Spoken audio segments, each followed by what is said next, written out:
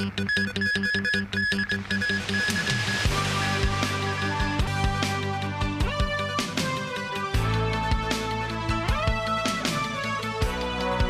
annual U.S.-China-Hong Kong Forum kicked off on Monday. Memo Singhai reports. Welcome. The two-day event was launched at Aberdeen in the morning. On the first day, the forum discussed three issues: artificial intelligence, humanities, and geopolitics and safety. In a video address, Xie Feng, the ambassador of China to the U.S., said China-U.S. relations had experienced ups and downs this year. But Xie said that the two nations' leaders managed to bring the relations forward with strategic guidance. The Busan Summit is not the finish line, but a new starting point. China always keeps its words. We hope the US side will work with us in the same direction and take concrete actions. It is important to avoid flip-flopping, causing any new disruption, or taking one step forward, but then retreating half or even 2 steps backward. Speaking of the elements that should be established in the China-U.S. relations, Christopher Nixon Cox, the grandson of the former U.S. President Richard Nixon, said trust is key. To rebuild that will take work. To rebuild that will take, through dialogue, unearthing areas where we do have common interests, whether that's in how do we design the rules of the road for AI, whether that's in finding ways for our businesses to work together so that both countries can profit. Another key speaker was Neil Bush, brother of the former U.S. President George W. Bush. Bush said Trump administration's tariff measures are harmful to many. To weaponize tariffs against China and Canada and Mexico and friends all over the world is kind of a misinformed policy direction. So yeah, it's predictable how he's behaved, but it's been very harmful to a global order that has served the world so beautifully. The U.S.-China-Hong Kong Forum takes place under the theme of Circles for Peace. About 50 representatives from sectors, including politics and business, attended the event. Memo Singhai, TVB News. Japan on Monday moved to de-escalate tensions with China over recent remarks by Prime Minister Sanae Takaichi on Taiwan. This as mainland media continued their onslaught on Takaichi. She recently said in Parliament that any Chinese attack on Taiwan would pose a threat to Japan and may prompt a military response. Japan said it has sent a foreign ministry official to meet his counterpart in Beijing today to try to ease tensions. Nazvi Karim with more. The fallout from Sanae Takaichi's Taiwan comments continues. Japanese media report that Masaaki Kanai, Director General of the Foreign Ministry's Asia and Oceania Bureau, will travel to China today to hold meetings with Chinese officials. Liu Jinsong, Director General of the Department of Asian Affairs of the Ministry of the Foreign Affairs, is expected to be among those attending Tuesday's meeting. Kanai is expected to explain that Takaichi's comments did not signal a shift in Japan's security policy, while urging Beijing to avoid actions that may further damage ties. Meanwhile, mainland state media continue to call out Takaichi and warn of rising Japanese militarism.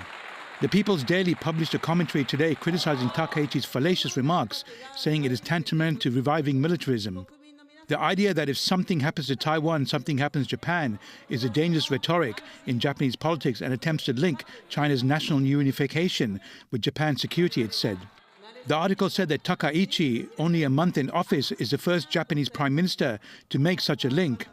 It further states that the Chinese people's determination to defend national sovereignty and territorial integrity is as firm as a rock and unbreakable.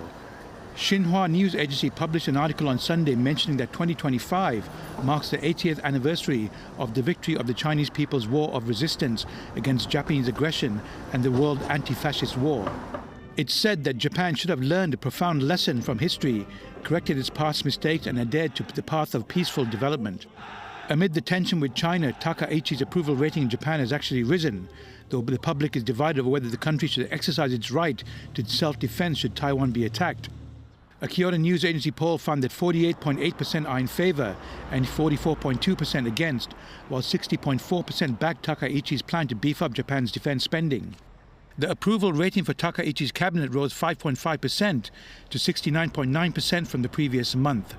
Nazvi Karim, TVB News. The United States conducted another attack on an alleged drug trafficking boat in the Eastern Pacific on Saturday, killing 3 people aboard, the Pentagon said. Meanwhile, U.S. President Donald Trump said he was open to talks with Venezuela as Washington ramps up pressure in the Caribbean. Nazvi Karim has details. The U.S. Southern Command announced in a social media post that it received intelligence that the vessel was involved in illicit narcotic smuggling along a known route and that it was carrying drugs. The statement said the vessel was in international waters when it was hit by the Joint Task Force Southern Spear. It was the 21st known attack on drug boats by the U.S. military since early September in what it has called a justified effort to disrupt the flow of narcotics into the United States. The strikes have killed more than 80 people, Pentagon figures say. Lawmakers in the U.S. Congress, Human Rights Group and U.S. allies have raised questions about the legality of the attacks. The Trump administration has said it has the legal authority to carry out the strikes. Meanwhile, Trump said that the U.S. may be having some discussions with Venezuelan President Nicolas Maduro. And we may be having some discussions with Maduro, and we'll see how that turns out. They would like to talk. Venezuela would like to talk. What does it mean? You tell me. I don't know. I talk to anybody. I talk to you, right? I talk to anybody. We'll see what happens. This as the U.S. further builds up its military presence near the South American country with the arrival of its most advanced aircraft carrier. The administration said the presence of USS Gerald R. Ford and other warships marks a significant moment in the counter-drug operation, while also applying more pressure on Maduro. It is the largest buildup of U.S. firepower in the region in generations, involving almost a dozen Navy ships and 12,000 sailors and Marines. Nazvi Karim, TVB News. Ecuadorians have voted to strike down a proposal that would have allowed foreign countries run military bases in the South American country, where drug gangs are extorting communities and killing politicians as they fight for territory. Sunday's vote also led to the rejection of Ecuador launching a process leading to a new constitution. Tracy Furness has more. By 9 p.m. Ecuadorian time Sunday, 65% of the nationwide votes had been counted in the country's 4-part referendum. By the time 80% of the ballots had been counted, Ecuador's National Electoral Council announced the measure that would allow the return of foreign military bases in the country, showing 2/3 of the voters had rejected the proposal. Another proposal rejected was the idea of launching a process that could lead to a new constitution. 6 out of 10 voters said no. Protesters in Quito celebrated the victory of the no-vote referendum. Former presidential candidate Luisa Gonzalez said, "The homeland has triumphed, which means that this country has overcome hatred and united to tell those who govern us that you don't play with Ecuador, you don't play with the rights of Ecuadorians. Here there is a dignified people who today said no to your lies, your corruption and your destruction of the country." It was a significant defeat for President Daniel Noboa, a conservative who is closely aligned with the Trump administration and had pushed Ecuador's courts to include the question about rewriting the constitution. Noboa said in an X message after the results were released that his government will respect the will of the people and would continue to fight for the country that everyone deserves. Noboa also announced Sunday the capture in Spain of Wilma Chavarria Bar, alias Pipo, the leader of one of the country's largest gangs, which is linked to the Mexican drug cartel, Jalisco Nueva Generación. Noboa described Chavarria as the most valuable target on the list of criminals who cause so much harm to us and to the entire region, and said his capture was made possible through cooperation with Spain and the United States. Tracy Furness, TVB News. 2 candidates at the opposite ends of the political spectrum will vie for Chile's presidency in a runoff vote next month. The communist candidate Jeanette Jara and hard-right veteran politician Jose Antonio Cast are the frontrunners headed to the second round of elections. Both of them fell far short of the 50% threshold to claim victory in the first round. Many voters had signaled that they were prioritizing crime and immigration issues, and that would give Cast an advantage in the next round. Cast has proposed building a border wall with trenches, expelling all undocumented migrants, and deploying troops to high-crime neighborhoods.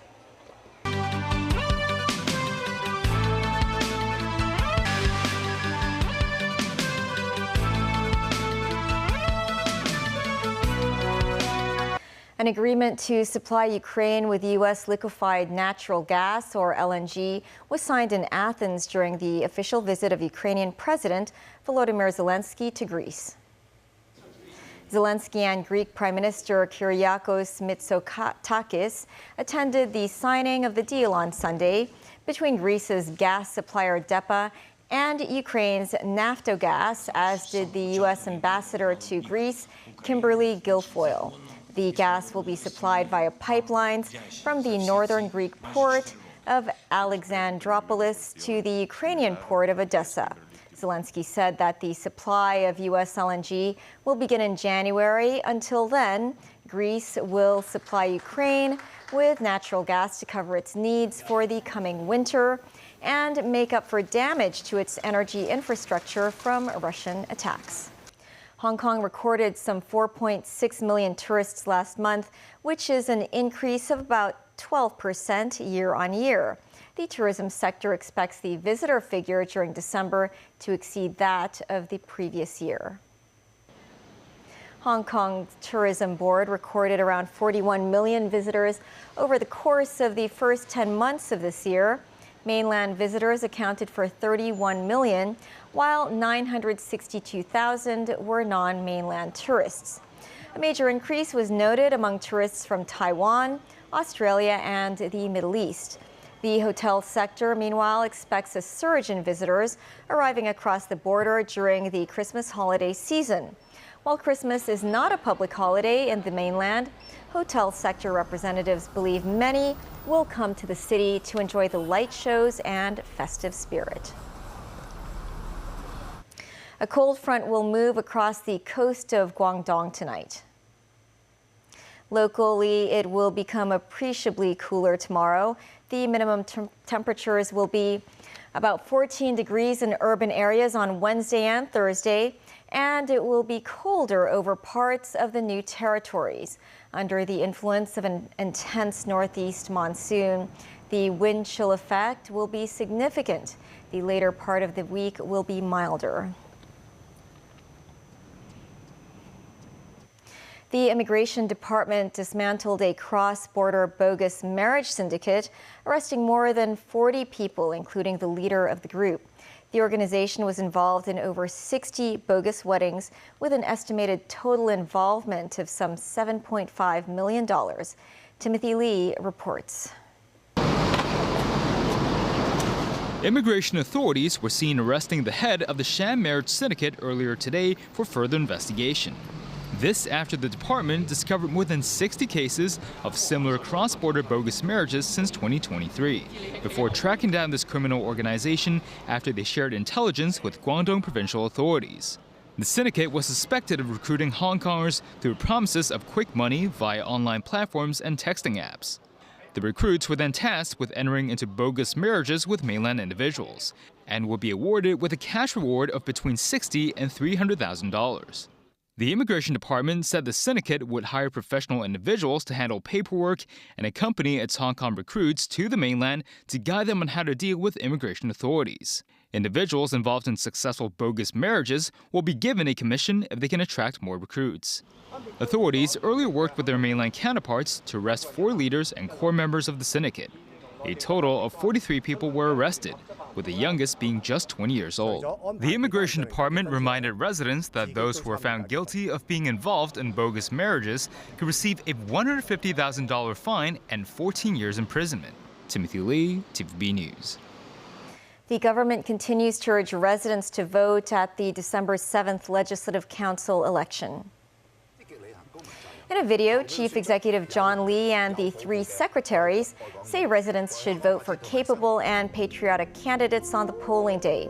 Secretary for Security Chris Tang, Under Secretary for Security Michael Chuk, and Permanent Secretary for Security Patrick Lee adopted a scene from the film Infernal Affairs. In their dialogues, the 3 reminded voters that they could cast their ballot starting from 7:30 a.m. on December 7th.